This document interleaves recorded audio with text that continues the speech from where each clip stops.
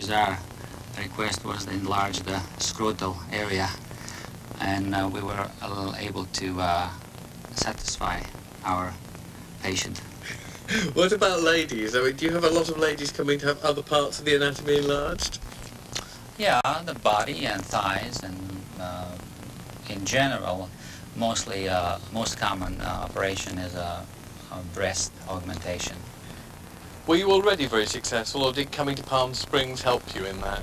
I was successful in my own way, but Palm Springs really boosted.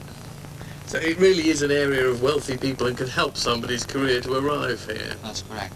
How much did the house cost when you built it? Well, we'd like to skip the number if it's possible. Okay, thank you. We've heard that the house perched on the exclusive crags above the city, right next to Bob Hope's small air terminal of a home, which we weren't allowed to film, is on the market for $10 million.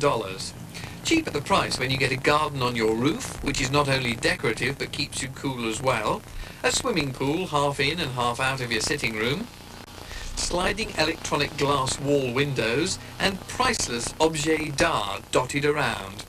Actually, whilst it is wonderfully impressive to visit, it's not exactly cosy.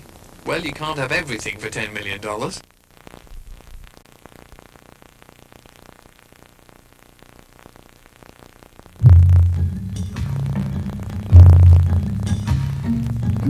Smart Talk, the weekly show that explores new ground in the fields of medicine, law, and finance. Welcome to the Coachella Valley edition of Smart Talk. I'm your host, Joyce Bailey. I'm your co-host, David Hart. Our first guest speaker today is Dr. Borko Djordjevic, a plastic and reconstructive surgeon who has his office on North Palm Canyon in Palm Springs. Dr. Djordjevic specializes in general plastic, aesthetic, and reconstructive surgery, including facelifts, chemical peels, breast augmentation and reduction, leg, hip, and abdominal reduction and reshaping, liposuction, and laser resurfacing. He received his medical degree from the University of Belgrade School of Medicine in Belgrade, Yugoslavia, and then came to the United States, where he went on to Mountainside Hospital in New Jersey and the University of Pennsylvania, where he practiced general surgery. His special interest, plastic surgery, led him to the Riverside Methodist Hospital affiliate of Ohio State University. There, he finished his residency at the American Board of Plastic and Reconstructive Surgery. He is a diplomat of the American Board of Cosmetic Surgery and a member of the American Academy of Cosmetic Surgery. He is also a PhD professor, plastic and reconstructive surgery at the University of Belgrade. He is also a member of the American Society of Liposuction Surgery.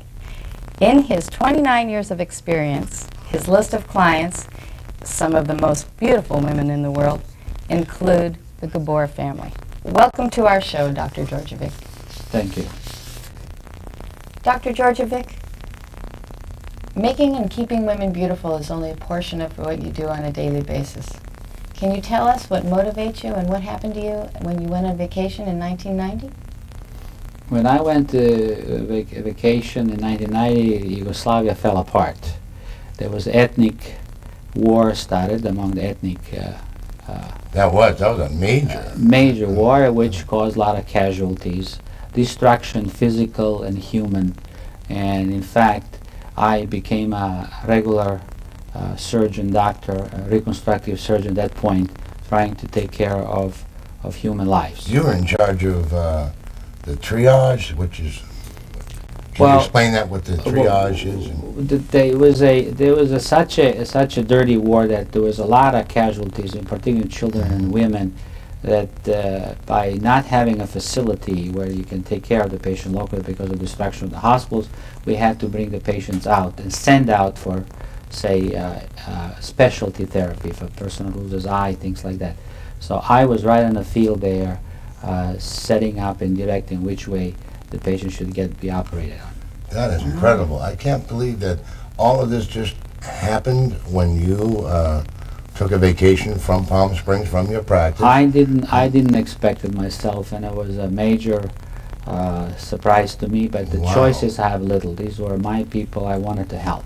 You bet. That's your homeland. And I had a chance something to do that had nothing to do with a plastic, cosmetic surgery per se. That kind of training is money cannot buy. I mean, to combat wounds and doing that type of surgery. I know you work with a lot of women and children in repairing limbs that have been blown off, or Well, there was a physical trauma, mind injury, very common. Young children losing the limbs was a very big problem, and a lot of burn victims. So that was a huge volume of a patient that had to be moved out of the site. Eventually, that we accomplished. wonderful. The second part you know, the war was full blown, and I was thinking, what can I do to help more besides what I did as a doctor? What happened, and how were you motivated? I know you're not at that time you were not really politically inclined, I don't believe, but somehow you single-handedly put together something with President Carter. That's correct. In my practice in Palm Springs, I was exposed to 2 or 3 presidents of the United States, and in my practice to some senators.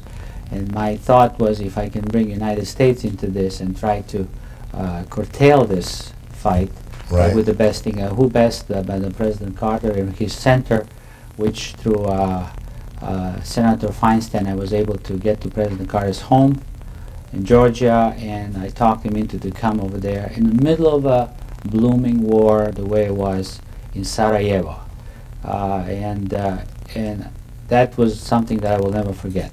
You actually did bring about a ceasefire, you and President Carter, did you Well, not? we had 3 days intensive talks between different parties, the Muslims, the Serbs, the Croats, and Carter, being a master of his dialogue and negotiation, was able to create a ceasefire in January 1995. Yeah. And that was the beginning of our United States, which later brought the Dayton Accord, and of course eventually we have now this permanent peace. Of course, no, that was a wonderful achievement in your life to do that. Not to mention the sacrifice, Doctor, that you made in literally giving up your practice here in the Coachella Valley. Well, to do all of this. The only thing I had left, I had to close my office, I had to let my girl go, and the only thing I left my phone number here, and of course that was ringing off the hook. Most of the people really didn't know where I was. They thought I was gone or whatever. Yeah. So eventually, when I came back for Christmas, I have found a list of patients that were looking for me, wanted me to know what I'm doing, where I am. Am I going to be able to start doing surgery?